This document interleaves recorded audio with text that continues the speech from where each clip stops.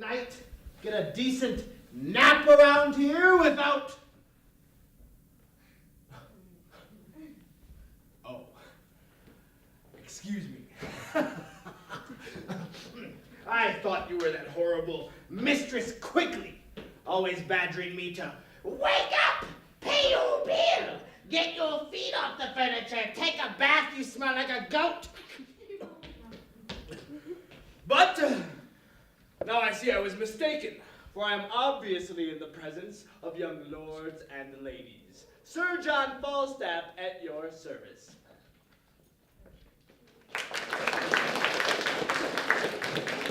Say, you wouldn't happen to have a coin or two for a loyal servant of the king, do you? For as you can see, my purse is a well gone dry. Perhaps you have a nice crown of the double rose. Do you have a crown? Sorry. Half a crown? No, sorry. Wait! I'll bet that you all think I'm talking about a crown for a king or queen, don't you? No. Yeah. Well, the crown I'm looking for is a big, shiny silver coin. For I'll tell you, the only thing emptier than my purse is my stomach.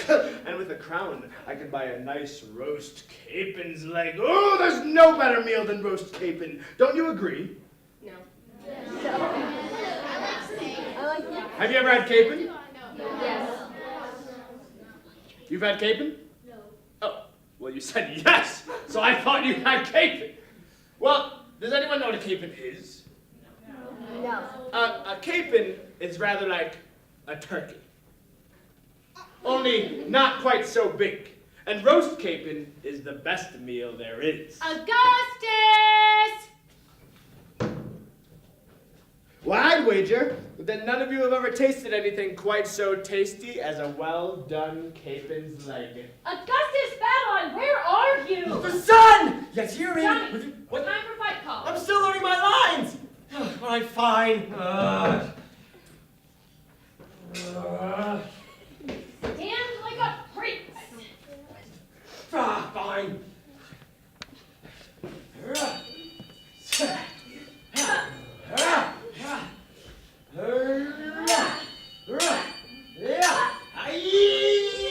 Oh, don't worry.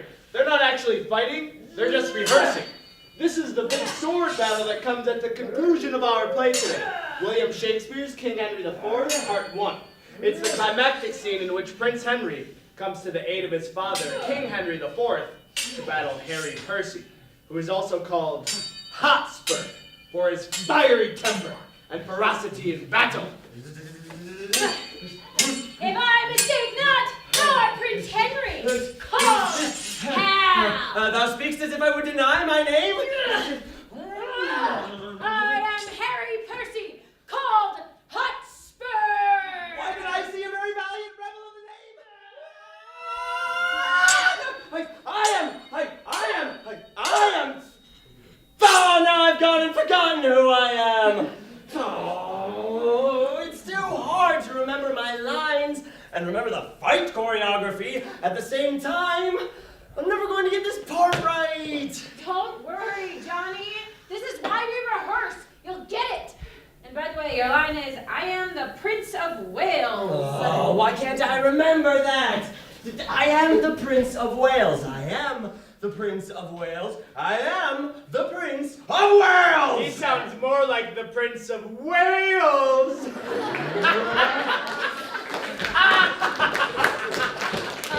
Augustus Babylon. Where have you been? You could be more help, you know. Johnny doesn't have as much acting experience as we do, and playing Prince Henry is not easy. Are you addressing me, madam? Are you not aware that I am the great Sir John Falstaff, the most beloved character William Shakespeare ever created? Augustus Babylon, you always do this. You get totally carried away. And why shouldn't I? Falstaff is one of Shakespeare's most popular characters. Why, Queen Elizabeth herself commanded Shakespeare to write a play about me. I mean, Falstaff. Just think about it. How many plays did Shakespeare write for Hamlet? 1. How many plays for Romeo? 1. But how many plays did he write for Falstaff? Not one, not two, but three. Augustus Babylon, ever since we started rehearsing this play, you've been behaving more and more like Falstaff. You become selfish, lazy, and completely unreliable. Falstaff is nothing but a thief, a braggart, and a coward to boot. Well, yes, but he can be very charming. He and Prince Henry have great fun together. That's right. And that's why right now you are going to get backstage and cheer up Johnny and get him ready to be our prince. But I haven't finished telling the audience about Falstaff and all this fun. Put the sword down. All right. I'm going.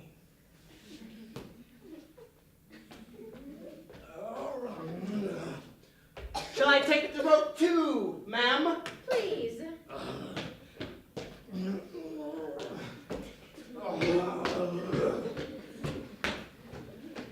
Good morning. Good morning. Thank you so much for inviting us to be part of your day. My name is Mary Sweetgrace. That was Augustus Babylon. And somewhere back there is a very nervous Johnny Dropbottom. And we are Montana Shakes, part of Montana Shakespeare in the Parks.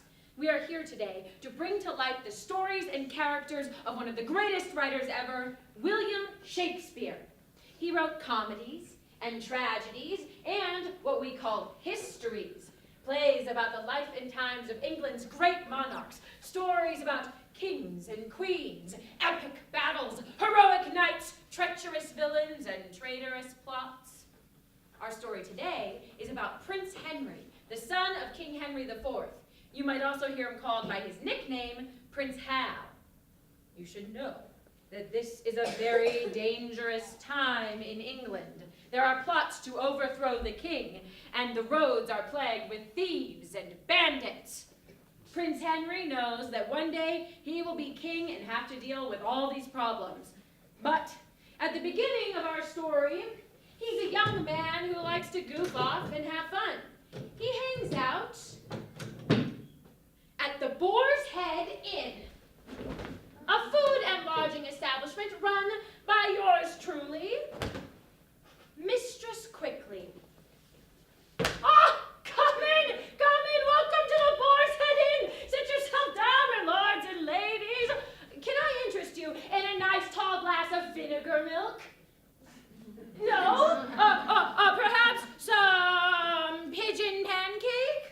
Or pickled crow's feet? Maybe. Sheep's eyeball stew? Or perhaps the specialty of the house, pig snout pie? Maybe. Call me a swagger if the Boar's Head Inn doesn't have the best pig snout pie in all of Eastcheap. Head to the Boar's Head, the gentlefolk all say, for a pie and a song. Come sit at our table, we've comfort to lend. Hey, welcome, my friend. Your journey has ended with drink and with bread. Here's to good cheer and welcome, my friend. Well, sing along, why don't you? I bet you don't know the song, do you? Well, I will teach it to you. This side, listen, and then sing after me. Hey, welcome, my friend. Hey, welcome, my friend. And now this side, try, listen once. Hey, welcome, my friend. Hey, welcome, my friend. Accent, and now all together when I point. Hey, welcome, my friend. Your journey has ended with drink and with bread. Here's to good cheer and welcome, my friend. The wind might be howling, your cheeks might be red. Hey, welcome, my friend. Come sit by our fire, no need to pretend. Here's to good cheer and welcome, my friend. The Boar's Head is bustling, the laughter won't end. Hey, welcome, my friend. Take comfort in knowing there's good times ahead. Here's to good cheer and welcome, my friend. Well, good morrow, Prince Henry. Good morrow, Mistress Quickly. The inn is also known to be the hideout of many ill-mannered, dishonest hooligans. Like Falstaff. Hey! Ready? Yeah. Here you go.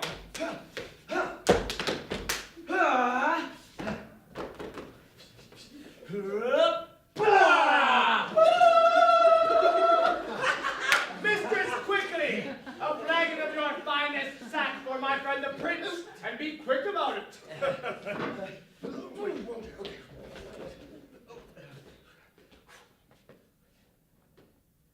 Now, Hal, what time of day is it, lad? Unless ours were cups of sack and minutes. And minutes. Okay, Bonds, I see no reason why thou shouldst be so superfluous as to demand the time of day. Indeed, you come near me now, Hal, for we that take purses go by the moon and the 7 stars, under whose countenance we steal. Thou sayest well, for the fortune of us that are the moon's men doth ebb, and flow like like the sea! For the fortune of us that are the moon's men doth ebb and flow like the sea, being governed as the sea is by the moon! Lord, thou sayest true, lad. But, Hal, an old lord of the council rated me the other day in the street about you, sir, but I marked him not. Thou didst well, for wisdom cries out in the street, and no man regards it.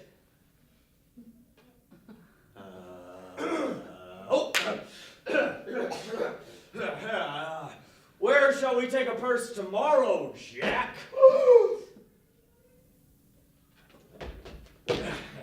Oh, where thou wilt, lad, 'tis no sin for a man to labor in his vocation.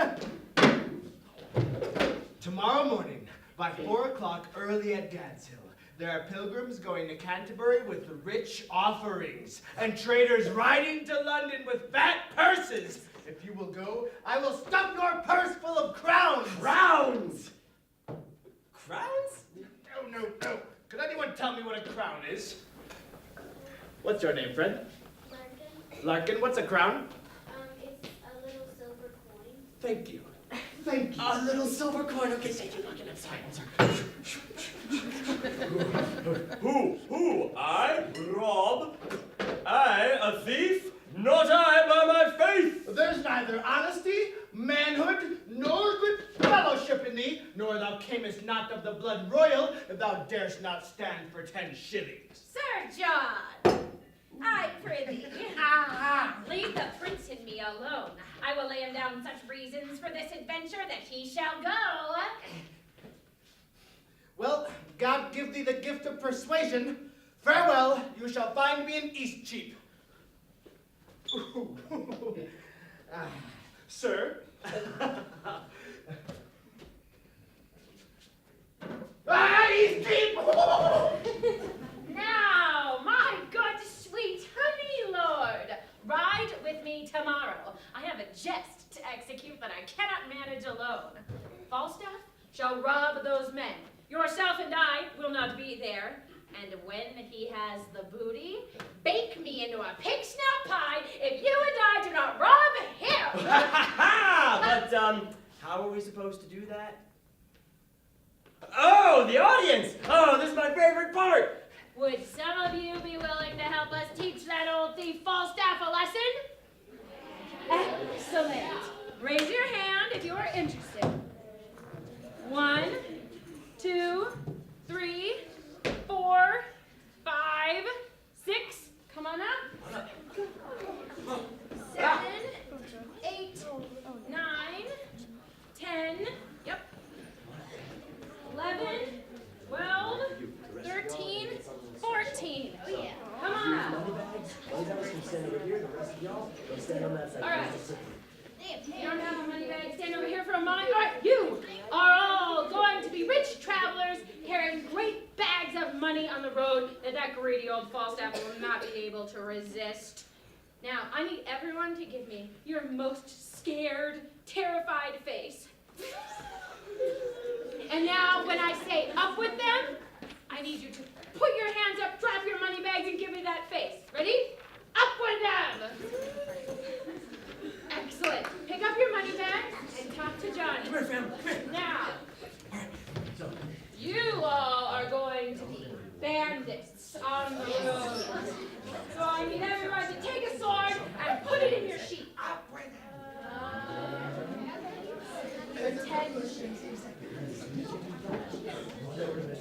All right, everybody got one? Excellent. Now, everyone out here can do this too. Pretend you have a sword in your sheath. And give me your most ferocious bandit face. And pull out your sword and say, your money. Your money.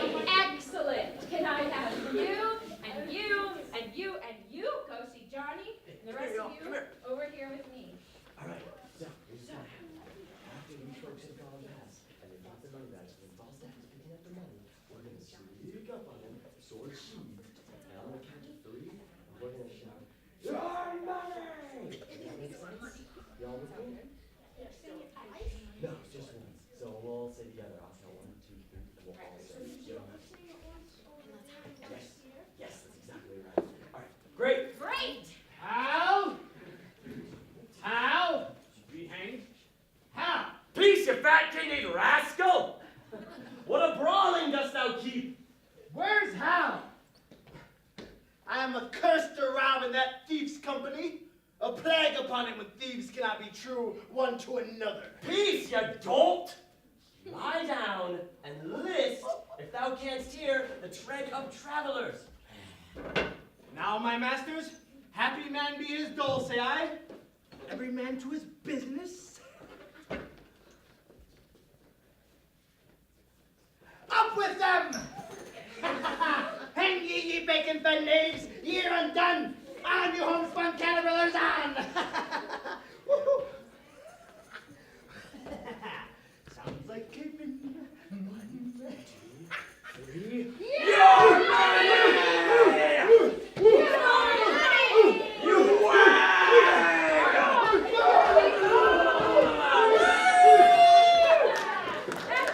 Great job,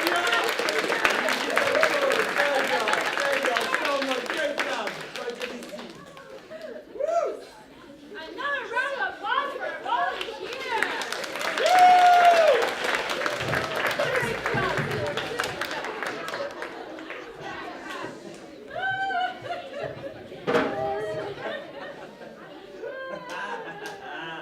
Woo!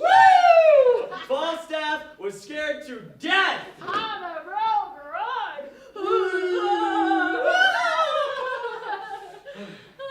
Hey, nice job, Johnny. I bet old Falstaff will think twice before he tries that again. But that's not how the play ends, does it? With Falstaff learning his lesson? No, I guess not. Prince Henry has a lesson to learn too, but he's young and he's not sure he wants to learn it. What do you think Prince Henry is afraid of? Well, I mean, he's a prince, so that means one day he could become king, and then he'd have to take care of the entire country. That's a lot of responsibility. It's a lot easier to just hang out and goof off with Falstaff. Yeah, I think you're right, Johnny. It's a lot of pressure to be king. Prince Henry knows he has an important and dangerous test ahead of him, and a lot of people depending on him. A lot of people. I've actually been working on that speech, the one where he talks to the audience about how he's almost, but not quite ready to grow up, and how, when the time does come, he has a plan to surprise everybody. Oh, don't tell me. Tell them. Oh, I don't think.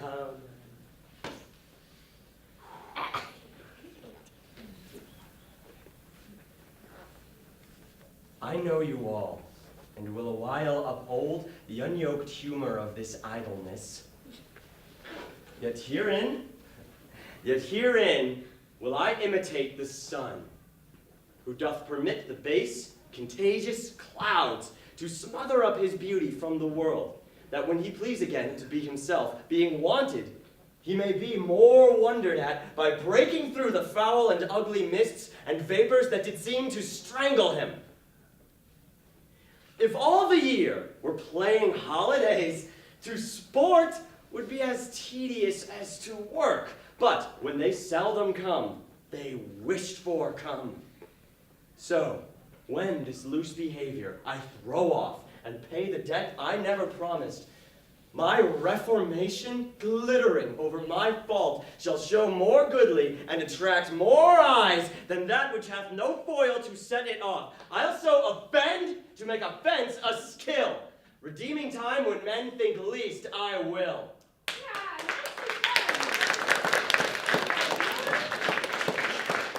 now, I bet some of you are wondering what this important and dangerous test Prince Henry has to face is. Well, I can tell you in one word: Hotspur. Boom, boy, I really don't like the look of him. Hotspur is the most feared knight in all of England. In battle, he's a terror to behold, a fierce, daring warrior. But isn't he supposed to be a loyal knight in the king's army? What's the problem? Well, the problem is that Hotspur has a bit of a hot head, and he feels the king has insulted him. He raises a rebel army and incites them to overthrow the king, your father. Shall it be that you, that set the crown upon the head of this forgetful man, that you a world of curses shall undergo? That men of your nobility and power, that you are fooled, discarded, and shook off? No! Revenge the jeering and disdained contempt of this proud king. Wow, he is mad. And that same sword and buckler, Prince of Wales, but that I think his father loves him not, and would be glad he met with some mischance. I would have him poisoned with a pot of ale. Okay, hang on. I'm the Prince of Wales. Did he just say that my father doesn't love me and that I'm a low-down sword and buckler? What is a sword and buckler? Oh, take it from me, it's an insult. A sword and buckler is like the worst kind of armor you can have in battle.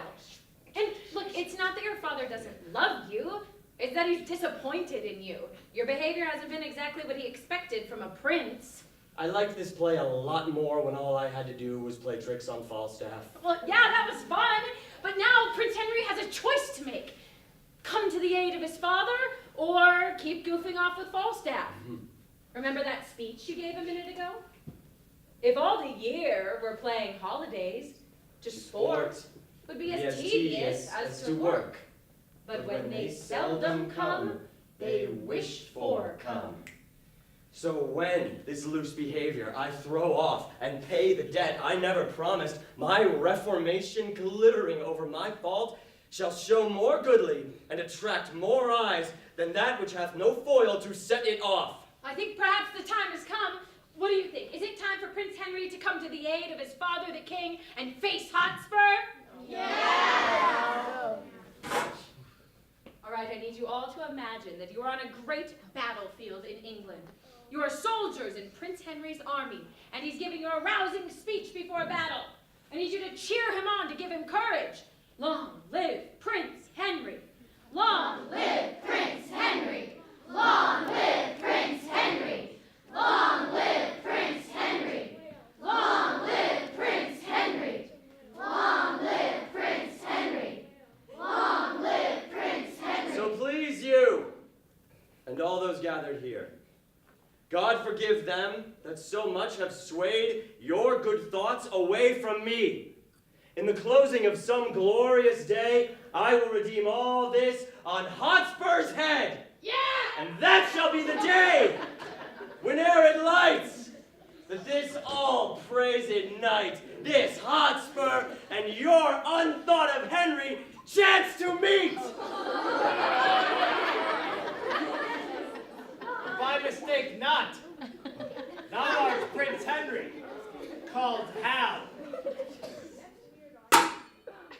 Oh, for a muse of fire that would ascend the bright heaven of invention, a kingdom for a stage, princes to act, and monarchs to behold the swelling scene. Thou speakst as if I would deny my name. My name is Harry Percy, called Hotspur. Why then I see a very valiant rebel of the name.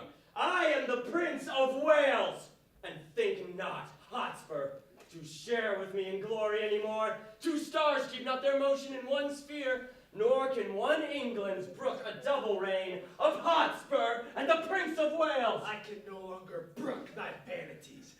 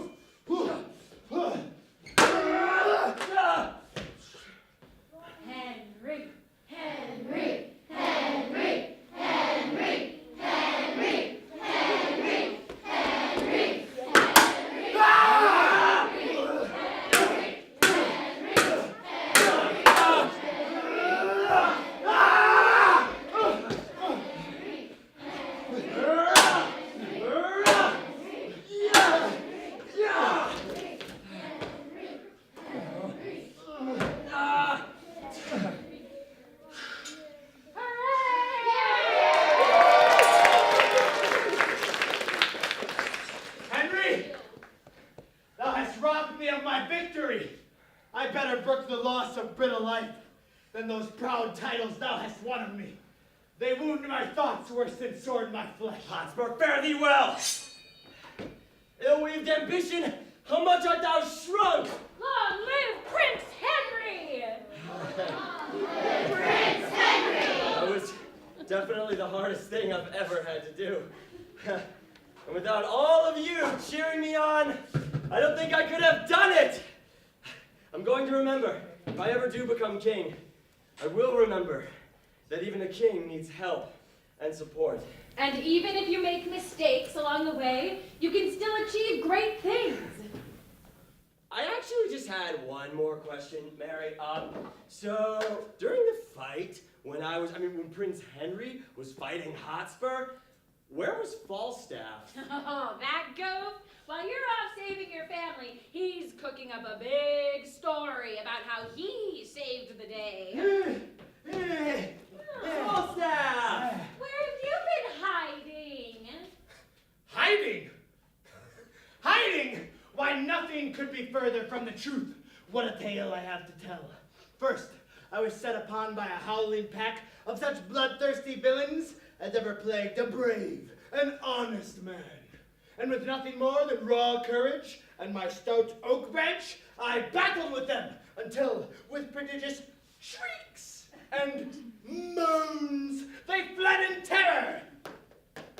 Unbelievable! Truly unbelievable. And no sooner had I gathered my wits than who should I see coming this way but that hot-blooded demon in human form, that vile tempest of ill temper, that Who? Hotspur. Hotspur! But fear not, dear friend, for at the very sight of me he stopped dead in his tracks. Who goes there, says he. 'Tis I, Sir Jack Falstaff, quoth I. At the very mention of my name, his knees began to tremble. I've no quarrel with you, good sir, quoth he. My business is with Prince Henry. Ha! Roars I. You'll have no business with Prince Henry until you first have business with me. With that, I brandished my oaken club, and quicker than you could blink, Hotspur took to his heels and fled. I'm having a hard time believing that story. What about you? Raise your hand if you think Falstaff is telling a big, fat fib. Oh, interesting. Thank you. Hands Look, down. and I taught you about a crown. Oh, betrayal. This is a fine how do you do. A man risks life and limb for no reward but to be mocked and scoffed at. Well, I can see I'm not appreciated here. Don't go, Falstaff. I believe you. You do? I mean, of course you do. Perhaps you could offer me some small reward. Absolutely. I completely underestimated your bravery. I think it only proper that I give you the honor of leading an army north to capture Hotspur! Me capture Hotspur. When what's your name? Bria, my Dr. Bria said my lumbago is the worst that she's ever seen in all of Dr. Bria's 87 years as a doctor. But I will let you know as soon as it gets better. Nicely done. You might have the makings of a king after all. Well, I couldn't have done it without Dr. Bria. But do you think Augustus Babylon will ever get tired of playing Falstaff? Augustus always gets carried away when he finds a great character to play. And Falstaff is one of Shakespeare's best. Prince Henry is pretty great too. How did you like playing a prince? Ooh, to be honest, I thought I might really foul it up. But when you all started to cheer for me in the battle with Hotspur, I really began to feel like I could do it. That's what this play is all about. A young man who rises above his mistakes and goes on to become one of England's greatest kings. It's too bad Shakespeare didn't write a play about that. Oh, but he did. Henry V. Henry V? Well, now we have to do that one. What happened to Henry V? Is Falstaff in it? Does Henry have more battles and adventures? Does he meet a princess? Okay, we gotta start working on this like right now. I need lines, I I need a trailer. I need an assistant. Makeup. Johnny! That's as much time as we have for our story today. Oh. But hey, I need your help to thank this audience for being such a great part of our play. I'm gonna call Augustus, Babylon,